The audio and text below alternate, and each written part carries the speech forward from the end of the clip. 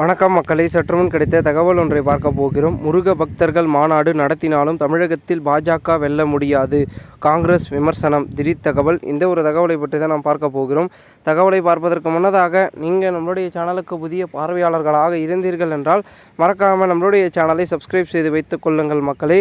தற்பொழுது முருக பக்தர்கள் மாநாடு நடத்தினாலும் தமிழகத்தில் பாஜக வெல்ல முடியாது என்று தமிழ்நாடு காங்கிரஸ் தலைவர் கு. செல்வ பெருந்தகை விமர்சனம் செய்துள்ளார்.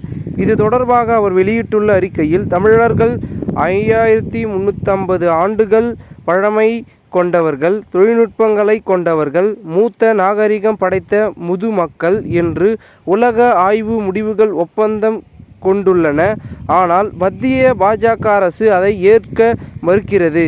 கீழடி அகழாய்வு அறிக்கையை சமர்ப்பித்த தொல்லியல் அதிகாரி அமர்நாத் ராமகிருஷ்ணவை உத்தரப்பிரதேச மாநில நோய்டாவுக்கு மத்திய அரசு பணியிடம் மாற்றம் செய்திருக்கிறது.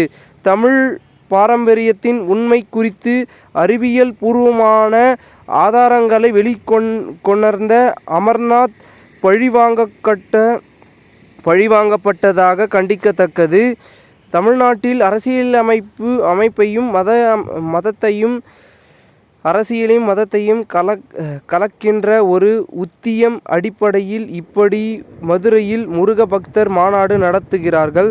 அரசியல் மாநாடு என்று சொன்னால் தமிழ் மக்களின் ஆதரவு கிடைக்காது என்பதால் முருக பக்தர்கள் மாநாடு என்ற போர்வை மூலமாக மக்களை திரட்ட முயற்சிக்கிறார்கள். பாஜக விரிக்கும் இந்த மாயை வலையில் நிச்சயம் தமிழ்நாடு மக்கள் எவரும் சிக்க மாட்டார்கள், பாஜகவும் வெல்ல முடியாது என தெரிவித்திருக்கிறார் செல்வ பெருந்தகை. இந்த ஒரு தகவல் தற்பொழுது அரசியல் வட்டாரங்களில் பேசும் பொருளாக இருக்கிறது.